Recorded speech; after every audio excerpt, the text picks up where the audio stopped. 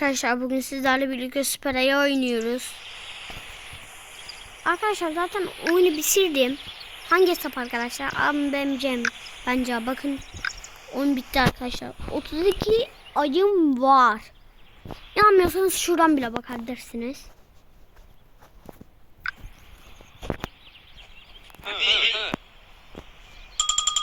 Arkadaşlar bazı kişiler bunu çeviremiyor. Ben her şeyi aldım buradaki. Sıvı gold'um var. Reklamları kaldır var. Arkadaşlar bu kısa bir fragman olacak. Videosu da olacak.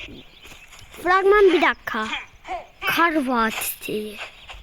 Ve